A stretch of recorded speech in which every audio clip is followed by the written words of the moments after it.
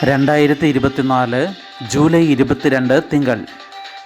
ഇന്ന് 1199 കർക്കിടകം 7. വാർത്തകൾ വായിക്കുന്നത് ജി രവി. നിപ്പ പ്രതിരോധ നടപടികൾ ഊർജിതം, മരണം വീണ്ടും. മരിച്ചത് ചികിത്സയിലുള്ള 14-കാരൻ മോണോക്ലോണൽ ആൻറ്റിബോഡി എത്തിച്ചു. നിപ്പ ബാധിച്ച് ഗുരുതരാവസ്ഥയിൽ കോഴിക്കോട് മെഡിക്കൽ കോളേജ് ആശുപത്രിയിൽ ചികിത്സയിലായിരുന്ന മലപ്പുറം പാണ്ടിക്കാട് ചെമ്പ്രശ്ശേരി സ്വദേശിയായ 14 വയസ്സുകാരൻ മരിച്ചു. നിപ്പയെ അതിജീവിക്കാനുള്ള മോണോക്ലോണൽ ആൻറ്റിബോഡി നൽകാനുള്ള ഒരുക്കത്തിനിടെ ഇന്നലെ രാവിലെ രക്തസമ്മർദ്ദം കുറയുകയും ഹൃദയാഘാതമുണ്ടാവുകയുമായിരുന്നു. 11:20 മരണം സ്ഥിരീകരിച്ചു. മൃതദേഹം 7:30 പാണ്ടിക്കാട് ഒടോപ്പറ്റ പഴയ ജുമാ മസ്ജിദിലെത്തിച്ച് പ്രോട്ടോകോൾ പ്രകാരം കബറടക്കി. ഈ മാസം 10 പനി ബാധിച്ച കുട്ടിയെ നാട്ടിൽ വിവിധ ആശുപത്രികളിൽ കാണിച്ചതിനു ശേഷം 19 കോഴിക്കോട്ടെ സ്വകാര്യ ആശുപത്രിയിലേക്ക് മാറ്റിയത്. 20 വൈകിട്ട് അബോധാവസ്ഥയിൽ കോഴിക്കോട് മെഡിക്കൽ കോളേജ് ആശുപത്രിയിലെ വെന്റിലേറ്ററിലേക്ക് മാറ്റി. 330 പേരാണ് മലപ്പുറം ജില്ലയിലെ നിപ്പ സമ്പർക്ക പട്ടികയിൽ ഉൾപ്പെട്ടിട്ടുള്ളത്. ഇതിൽ 68 പേർ ആരോഗ്യ പ്രവർത്തകരാണ്. പാണ്ടിക്കാട്, ആനക്കയം പഞ്ചായത്തുകളിൽ എല്ലാ വീടുകളിലും സർവേ നടത്തുമെന്നും പൂനെ നാഷണൽ ഇൻസ്റ്റിറ്റ്യൂട്ട് ഓഫ് വൈറോളജിയുടെ ഒരു മൊബൈൽ ലാബ് നാളെ മലപ്പുറത്ത് എത്തുമെന്നും മന്ത്രി വീണ ജോർജ് അറിയിച്ചു. 2 പഞ്ചായത്തുകളിലും വ്യാപാര സ്ഥാപനങ്ങൾ 10 മുതൽ 5 വരെ മാത്രമേ പ്രവർത്തിക്കാൻ പാടുള്ളൂ. മലപ്പുറം ജില്ലയിൽ പൊതുസ്ഥലങ്ങളിലും സ്കൂളുകളിലും മാസ്ക് നിർബന്ധമാക്കി. പൂനെയിൽ നിന്ന് മോണോക്ലോണൽ ആൻറ്റിബോഡി ഇന്നലെ കോഴിക്കോട് മെഡിക്കൽ കോളേജിൽ എത്തിച്ചു. 5ാം തവണയാണ് കേരളത്തിൽ രോഗം സ്ഥിരീകരിക്കുന്നത്. ജാഗ്രതാ നിർദ്ദേശത്തെ തുടർന്ന് തമിഴ്നാട് ആരോഗ്യവകുപ്പ് ജില്ലാ അതിർത്തികളിൽ 24 മണിക്കൂറും പരിശോധന ആരംഭിച്ചിട്ടുണ്ട്. അർജുനനായി തിരച്ചിൽ പുഴയിലേക്ക്. നാടിൻ്റെ കാത്തിരിപ്പിന് ഇന്നലെയും ഉത്തരമുണ്ടായില്ല. ഷിരൂരിൽ ദേശീയപാതയിലേക്ക് ഇടിഞ്ഞു വീണ മണ്ണ് ഏറെക്കുറെ നീക്കിയിട്ടും അർജുനെ കണ്ടെത്താനായില്ല. ദേശീയപാതയോരത്ത് ലോറി ഉണ്ടാകാൻ സാധ്യതയില്ലെന്ന് കർണാടക റവന്യൂ മന്ത്രി കൃഷ്ണ ബൈരേ ഗൗഡ സ്ഥിരീകരിച്ചു. നേരത്തെ റഡാർ സംവിധാനം ഉപയോഗിച്ച് നടത്തിയ പരിശോധനയിൽ കണ്ടെത്തിയ സിഗ്നലുകളൊന്നും ലോറിയുടേതല്ലെന്ന് മണ്ണ് നീക്കി നടത്തിയ പരിശോധനയിൽ വ്യക്തമായി. എതിർവശത്തുള്ള ഗംഗാ വാലിപ്പുഴയിലെ മൺകൂനയ്ക്കടിയിൽ ലോറി അകപ്പെട്ടോ എന്നാണ് നിലവിലെ സംശയം. ഇവിടെ ദേശീയപാതയുടെ ഒരു വശം ഷിരൂർ കുന്നും മറുവശം ഗംഗാ വാലിപ്പുഴയുമാണ്. മലയിടിഞ്ഞ പുഴയിൽ ധാരാളം മൺകൂനകൾ രൂപപ്പെട്ടിട്ടുണ്ട്. നദിയിൽ പരിശോധന തുടരുമെന്ന് അധികൃതർ പറഞ്ഞു.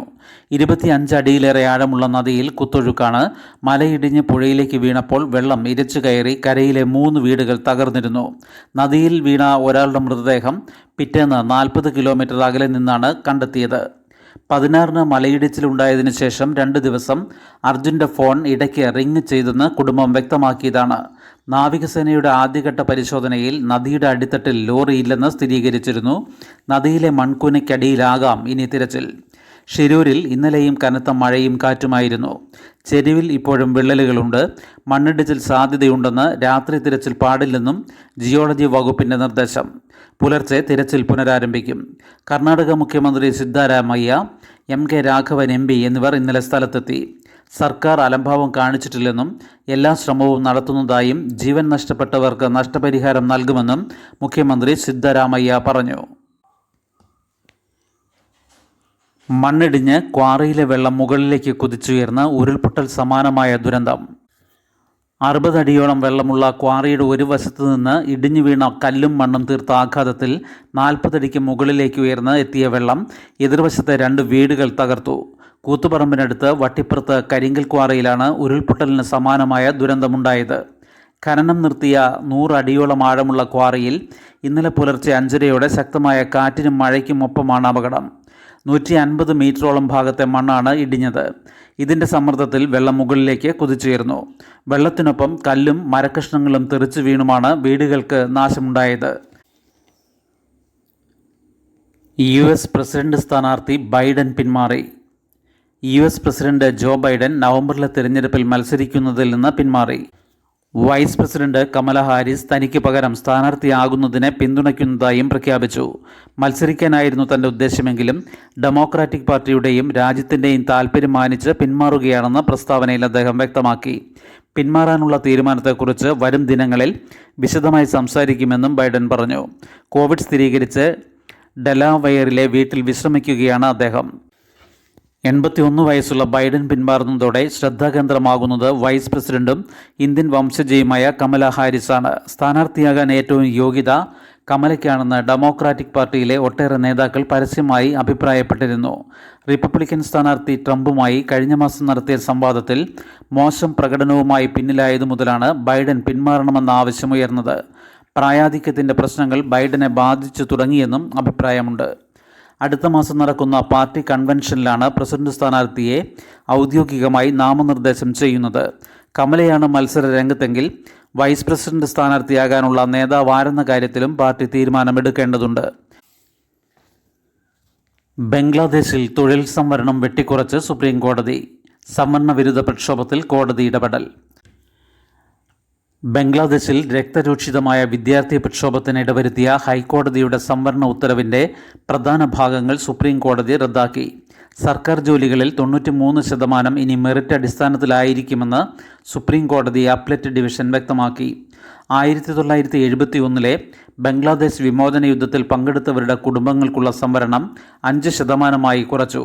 2018 എടുത്തുകളഞ്ഞ ഇവർക്കുണ്ടായിരുന്ന 30% സംവരണം പുനഃസ്ഥാപിക്കണമെന്ന ഹൈക്കോടതി ഉത്തരവാണ് പ്രക്ഷോഭത്തിന് കാരണമായത്. അതേസമയം അറസ്റ്റിലായവരെ വിട്ടയക്കുകയും കുറ്റവാളികളായ ഉദ്യോഗസ്ഥരെ പുറത്താക്കുകയും ചെയ്യുന്നതുവരെ സമരം തുടരുമെന്നാണ് പ്രക്ഷോഭകർ പറയുന്നത്. പ്രക്ഷോഭത്തിൽ ഇതുവരെ 139 പേർ കൊല്ലപ്പെട്ടു. പ്രധാന നഗരങ്ങളിൽ ഇന്റർനെറ്റ് വിലക്കും നിരോധനാജ്ഞയും തുടരുകയാണ്. യമൻ തുറമുഖത്ത് ഇസ്രായേൽ ബോംബിട്ടു, വൻ തീപിടുത്തം. തിരിച്ചടി വൈകില്ലെന്ന് ഹൂതികൾ. ഇറാൻ പിന്തുണയുള്ള യമനിലെ ഹൂതികളുടെ താവളങ്ങൾ ലക്ഷ്യമിട്ട് ഇസ്രായേൽ പോർവിമാനങ്ങൾ നടത്തിയ കനത്ത ബോംബാക്രമണങ്ങളിൽ യമനിലെ ഹുദൈദ തുറമുഖത്തെ എണ്ണ സംഭരണ കേന്ദ്രങ്ങൾക്കും വൈദ്യുതി നിലയങ്ങൾക്കും തീപിടിച്ച വൻ സ്ഫോടനങ്ങളുണ്ടായി 3 പേർ കൊല്ലപ്പെട്ടു. 87 പേർക്ക് പരിക്കേറ്റു.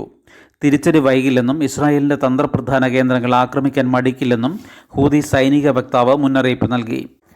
ഇസ്രായേലിൽ നിന്ന് 1700 കിലോമീറ്റർ അകലെയാണ് ഹുദൈദ തുറമുഖം.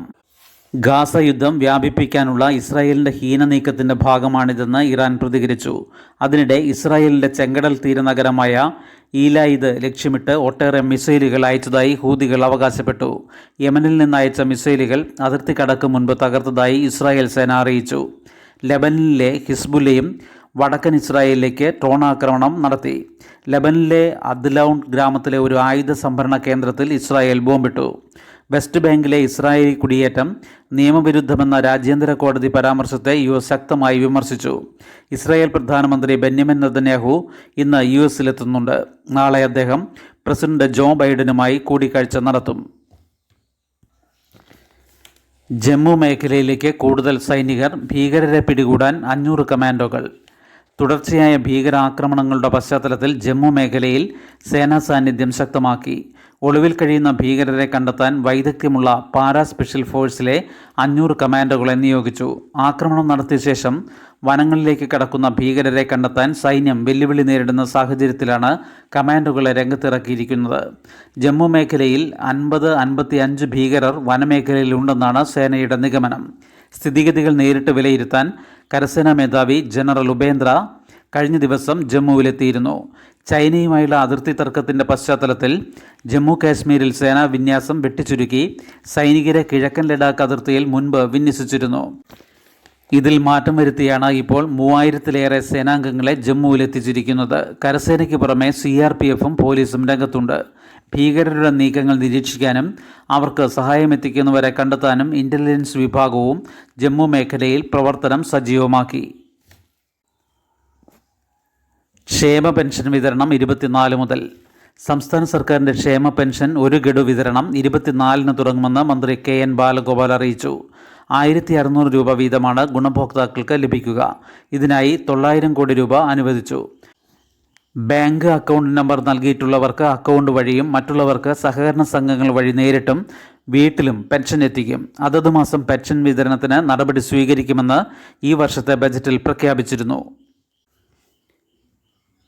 രാഷ്ട്രീയ മിലിറ്ററി കോളേജിൽ 8ാം ക്ലാസ് പ്രവേശനം സെപ്റ്റംബർ 30 വരെ അപേക്ഷിക്കാം. ഡെറാഡൂണിലെ രാഷ്ട്രീയ ഇന്ത്യൻ മിലിറ്ററി കോളേജിൽ അടുത്ത അധ്യയന വർഷം 8ാം ക്ലാസ് പ്രവേശനത്തിനുള്ള സെലക്ഷൻ പരീക്ഷയ്ക്ക് സെപ്റ്റംബർ 30 വരെ അപേക്ഷിക്കാം. പ്രവേശന സമയം 7ാം ക്ലാസ്സിൽ പഠിക്കുകയോ 7ാം ക്ലാസ് ജയിച്ചിരിക്കുകയോ വേണം. പ്രായം 2025 ജൂലൈ 1 11:30-നും 13:00-നും ഇടയിൽ. ആർക്കും പ്രായപരിധിയിൽ ഇളവില്ല. 8 മുതൽ 12 വരെയാണ് ഇവിടെ പഠനം. NDA നേവൽ അക്കാദമി പ്രവേശനത്തിനുള്ള UPSC പരീക്ഷ ലക്ഷ്യമിട്ട് പരിശീലനവുമുണ്ട്. പെൺകുട്ടികൾക്കും അപേക്ഷിക്കാം. ശുഭദിനം. നന്ദി.